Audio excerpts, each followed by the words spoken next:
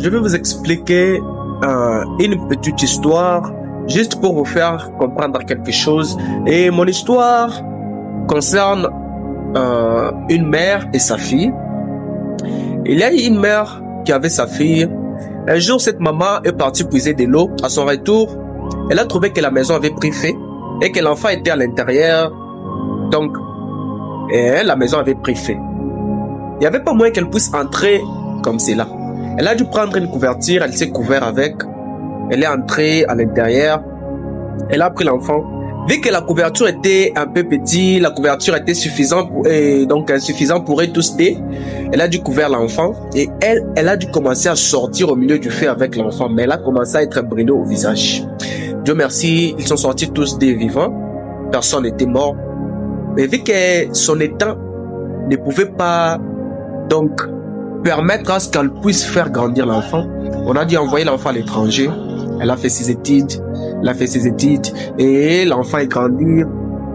Le jour est arrivé de pouvoir rentrer au village pour aller voir sa mère et ainsi que présenter sa mère chez ses amis.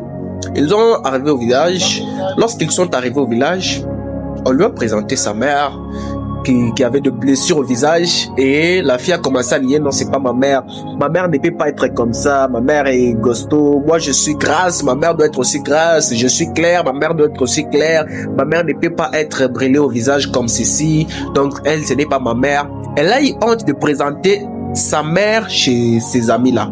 Elle a eu honte de pouvoir accepter que c'était sa mère. Pourquoi? Parce qu'elle avait des blessures, tout ça. Elle a eu honte de sa mère devant ses amis. Et cette petite histoire, je voulais vous expliquer, c'est sur base de nous les croyants, nous les chrétiens. Ce jour-là, Pierre a dit à Jésus: Seigneur, jusqu'à la mort, j'irai avec toi.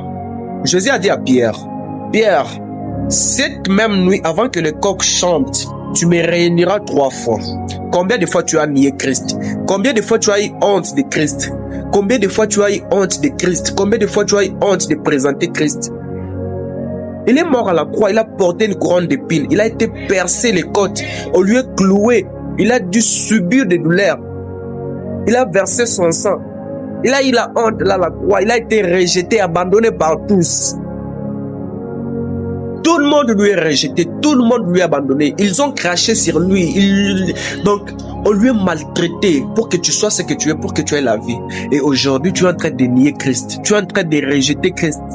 Tu es en train d'avoir honte de pouvoir présenter Christ. Tu as honte de pouvoir présenter Christ.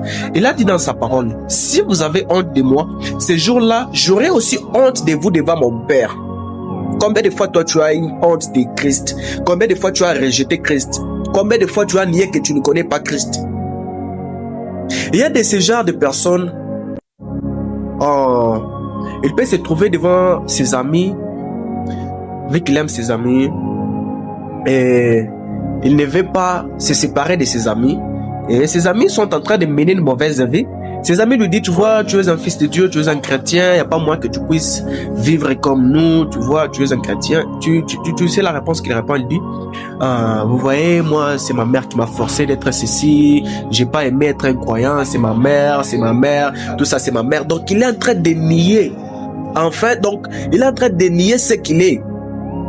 Il est en train d'avoir honte de Christ. Combien de fois tu as eu honte de Christ? Combien de fois tu as eu honte de présenter Jésus-Christ devant les gens? Combien de fois tu as eu honte, tu as rejeté de pouvoir être un chrétien? Combien de fois tu as renié cela? Et pourtant Dieu s'est donné pour toi. Il a versé son sang pour toi. Il s'est sacrifié pour toi, pour que tu aies la vie. Mais aujourd'hui, tu le rejettes. Tu as honte de Christ. Tu as honte de le présenter devant les gens. Ce jour-là, il aura aussi honte de toi. Il a donné sa vie pour toi, comme cette maman, comme cette dame. Il a accepté d'être brûlé au visage pour son enfant. Et ce jour-là, son enfant a eu honte de sa mère. Jésus a donné sa vie pour toi. Et aujourd'hui, tu as honte de Jésus. Tu as honte de le présenter devant les gens. Ce jour-là, il aura aussi honte de toi. Je crois que ce petit message va édifier quelqu'un. Ce petit message va donner du courage, de la force à une personne. Que Dieu vous bénisse.